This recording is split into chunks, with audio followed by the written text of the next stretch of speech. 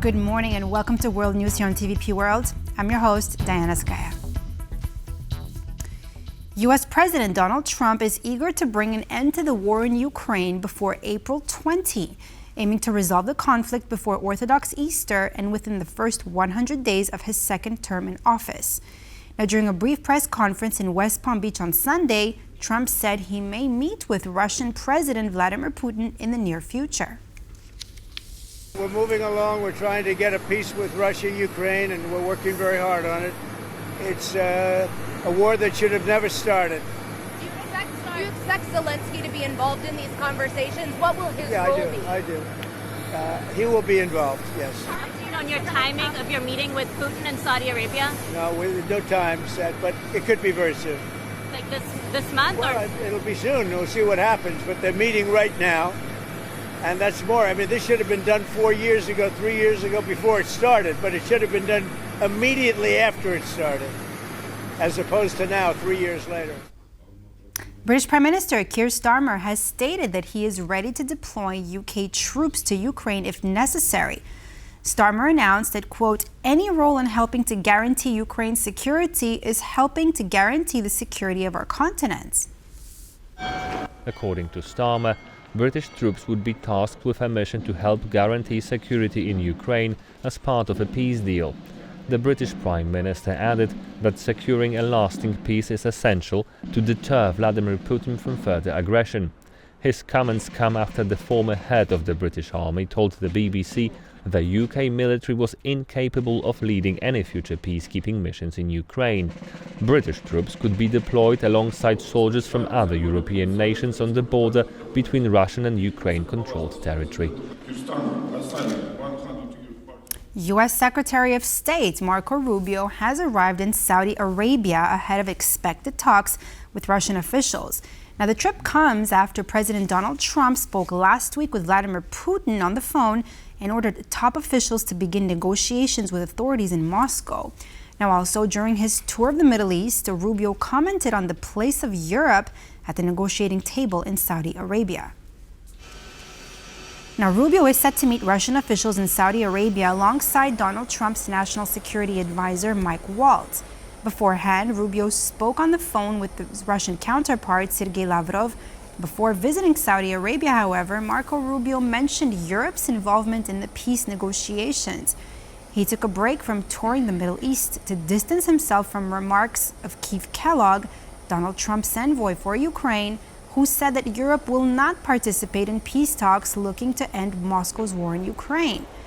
In a televised interview, Rubio said that while peace negotiations between Russia and Ukraine are yet to begin, they are just a matter of time. He also added that, quote, the Europeans will have to be involved because they have sanctions on Putin and Russia as well, and they've contributed to this effort. On Tuesday, U.S. envoy for Ukraine Keith Kellogg will meet face-to-face with President Andrzej Duda in Warsaw. Meanwhile, French President Emmanuel Macron is hosting several EU leaders and the British Prime Minister for an emergency summit on Ukraine on Monday.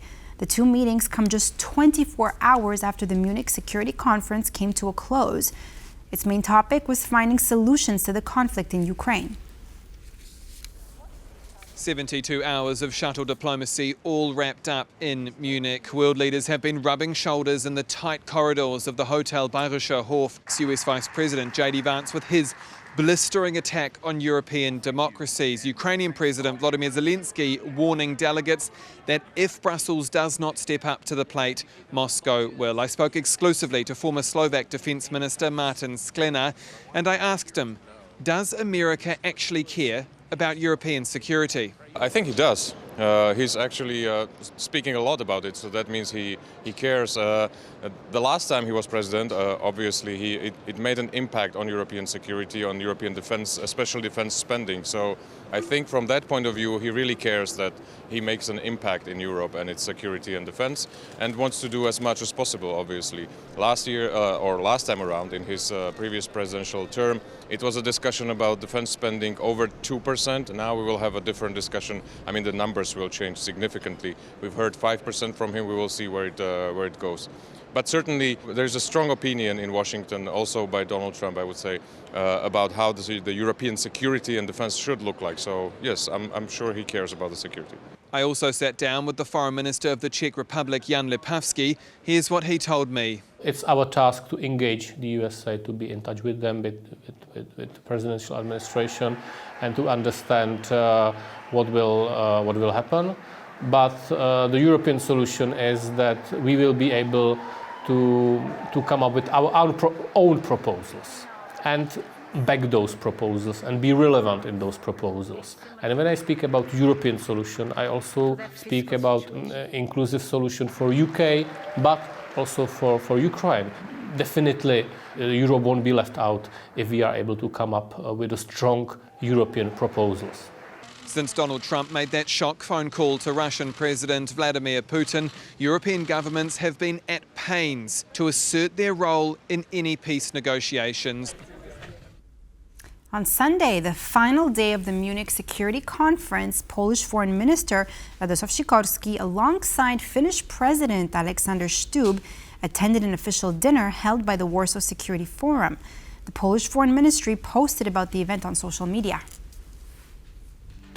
Minister Radosław Sikorski and Finnish President Alexander Stubb took part in a dinner organized by the Warsaw Security Forum on the sidelines of the 2025 Munich Security Conference. Polish Deputy Defense Minister Paweł Zalewski spoke about U.S.-Europe relations in an interview with TVP Info.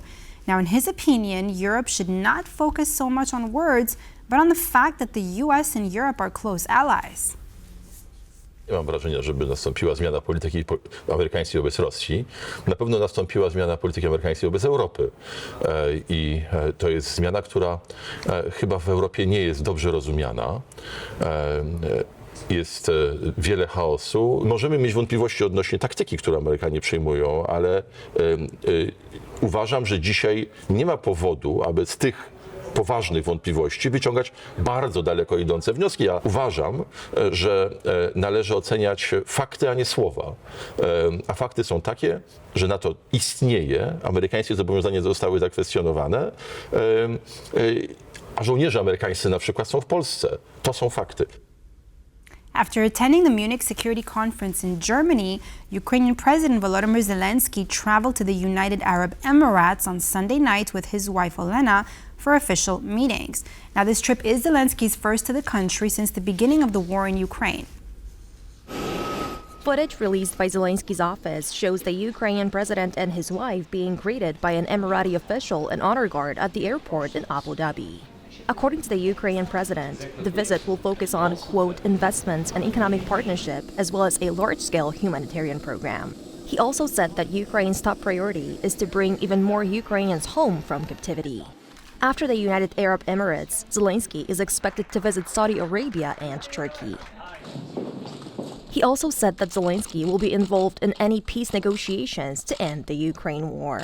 Last week, U.S. President Donald Trump announced that he will meet with Russian President Vladimir Putin in Saudi Arabia very soon.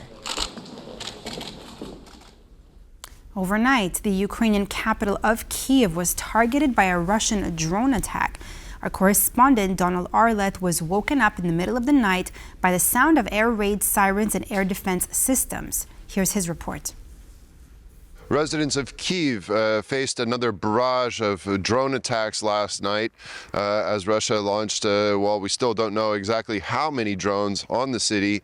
And we were able to capture some of this footage on tape. Of course, I woke up in the middle of the night. I heard loud explosions outside the window and, of course, the sounds of air defense working as well. So we got to have a real bird's eye view, if you will, of exactly what the people of Kyiv face on almost a nightly basis.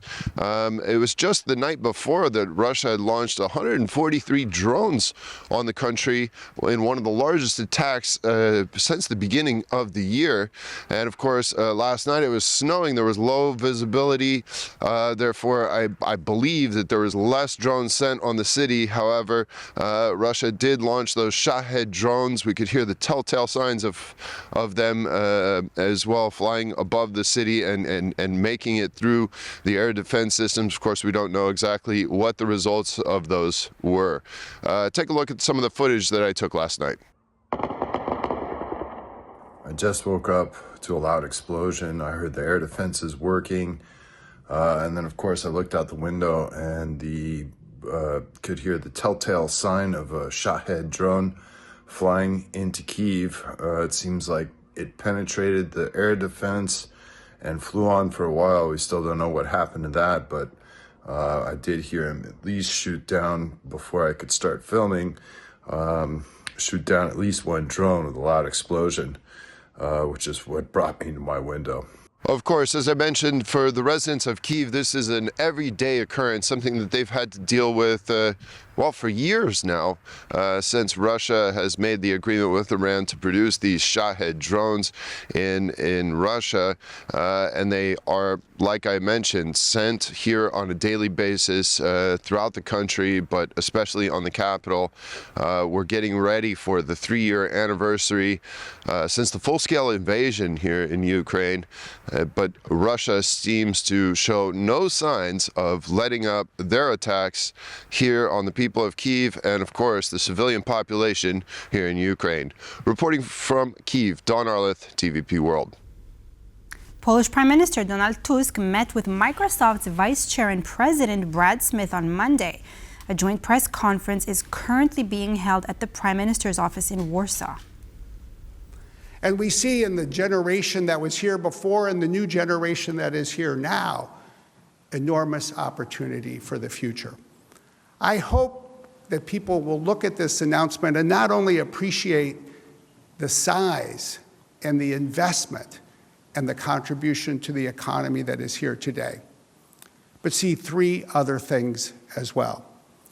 This investment by Microsoft represents an enormous vote of confidence in the Polish people, in the Polish economy, in the government of Poland and its leadership. We do not make investments of this magnitude lightly. But on Sunday evening, just a week before the general elections, candidates vying for the office of German Chancellor took part in a televised debate.